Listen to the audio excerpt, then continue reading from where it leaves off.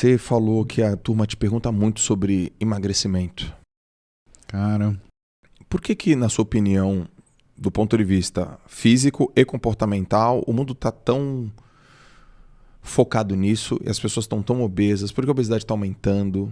Por que os dados só mostram isso? Qual é a tua visão? Qual é o teu olhar para emagrecimento, obesidade, Brasil, mundo, do ponto de vista físico, do ponto de vista comportamental? Dá uma visão.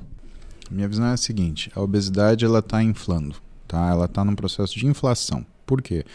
Porque a gente tem menos atividade física, a gente tem mais alimento ultraprocessado, a gente tem mais comer hedônico e a gente tem mais comportamento. Temos o quê? Comer hedônico, né? Comer hedônico? É a satisfação que leva à sua alimentação e não necessariamente à sua fome. Eu quero uma coisa que me dê recompensa, não uma coisa que me alimente. Eu coloco para a pessoa um bowl de fruta e iogurte, mas aí eu coloco para ela uma barra de chocolate. Ela vai na barra de chocolate. Tá? Não que isso seja errado, mas você tem que saber por que você está fazendo. Eu vou me indulgenciar. Não quero me alimentar, quero comer chocolate. Não vem com aquela história de porque o chocolate, porque eu tenho que ouvir a fome do chocolate. Não, cara, sem bullshit. Então eu acho isso. E eu acho que outra razão é, a gente teve uma pandemia feia aí atrás e que mexeu com a cabeça de todo mundo, né? Dentre as 50 doenças mais prevalentes pós-pandemia, cara, pensa que as doenças mentais, né, elas ocuparam um papel muito de protagonismo em tudo isso. Então, basicamente, em relação a doenças mentais, 86% das pessoas, se você juntar tudo, de alteração de memória, até depressão, de ansiedade, até comportamento aversivo, isso daí, 86% das pessoas desenvolveram alguma coisa assim. Tá? Fez muito mal para a humanidade a forma que foi lidado com a pandemia. E não é a pandemia em si, tem o que as pessoas fizeram com a pandemia. Tá? Isso fez muito mal para a humanidade, muito mal mesmo. Tá?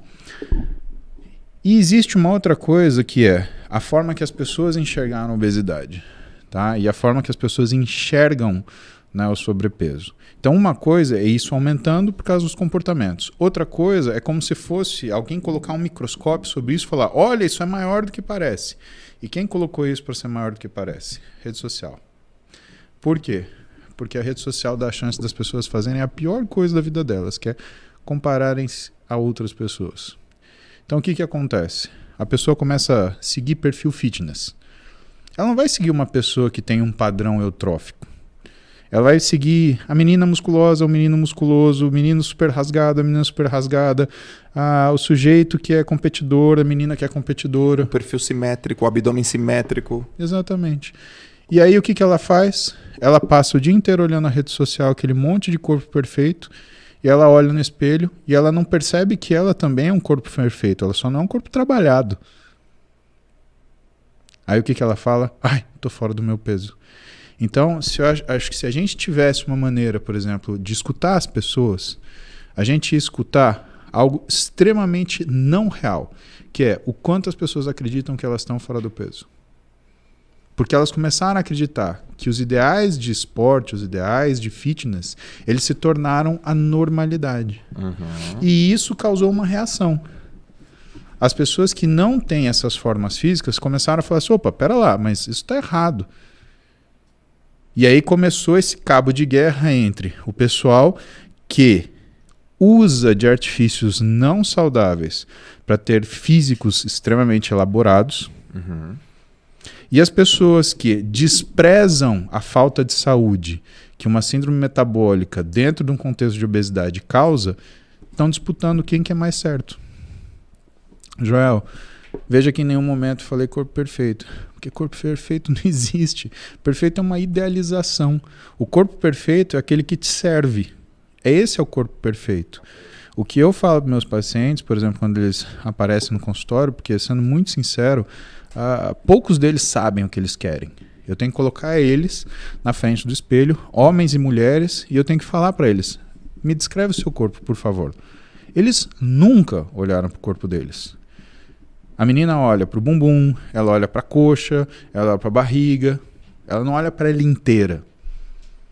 O homem, ele olha para o braço, ele olha para o peitoral. Eu queria ter um peitoral de não sei quem e o dorsal de não sei quem lá. Cara, você é um Frankenstein, cara. Essas coisas não encaixam, né? Aliás, a pessoa é daquele jeito porque para ter aquele dorsal, ela precisa ter o restante do físico daquele jeito para tolerar aquele dorsal, né? E as pessoas não sabem o que elas veem. Logo, elas nunca vão entender o que elas querem. E por isso tem tanta gente insatisfeita com o corpo. E para piorar isso, caem no que é o erro maior, que é o da rede social, que é comparar-se. A rede social não é um lugar de comparação. Assim como a rede social não é um lugar de busca de aprovação. Se a pessoa está procurando aprovação, o pior lugar que ela tem que buscar isso é na rede social. As pessoas que vão te elogiar, que vão te suportar, é o mínimo. A maioria das pessoas vão te criticar, vão falar das suas escolhas, vão te julgar sem saber absolutamente nada da sua vida.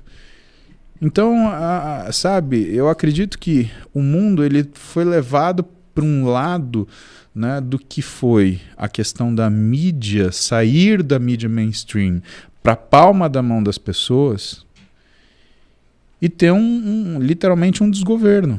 A pessoa não tem critério ela não consegue avaliar se é certo, se é errado, quem, do que. Cara, para você fazer um bom uso de rede social, você precisa ter um estofo, você precisa ter uma noção, um conhecimento, você precisa ter uma autoconfiança, você precisa ter uma noção de eu, uma noção do outro, você precisa ter uma noção de certo e errado, né? Você tem que ter isso. E, na verdade, a rede social espalhou para todo lugar, cada um fala o que quer, e para piorar o que é a rede social. Porque se a rede social ela fosse uma coisa que, por exemplo, do jeito que você tem o seu RG, do jeito que você tem o seu CPF, se você tivesse uma identidade digital, se fosse o seu nominho ali, com o seu enderecinho ali, com o seu telefoninho ali, muito do que são as ofensas que as pessoas fazem, para não dizer na totalidade, não haveriam. Não suja o nome no Serasa, vai sujar seu nome no Serasa Digital. Vamos dizer. Exatamente. Ou então coisa simples. Olha, aqui tem uma ofensa. Então tá bom. Ofensa, injúria, Código Penal, 16 anos de cadeia ou não sei o quê. Aí quando você tem uma situação de impunidade, aí você faz uma selva. E as pessoas não estão sabendo lidar com essa selva. E essa selva está engolindo as pessoas naquilo que é a privacidade, naquilo que é a saúde mental delas e, por conseguinte, naquilo que é a capacidade delas de percepção. É o que eu te falei. A pessoa ela tem um físico normal, só que ela se prende tanto nas imagens fitness que ela coloca que ela acha que o físico normal é aquele.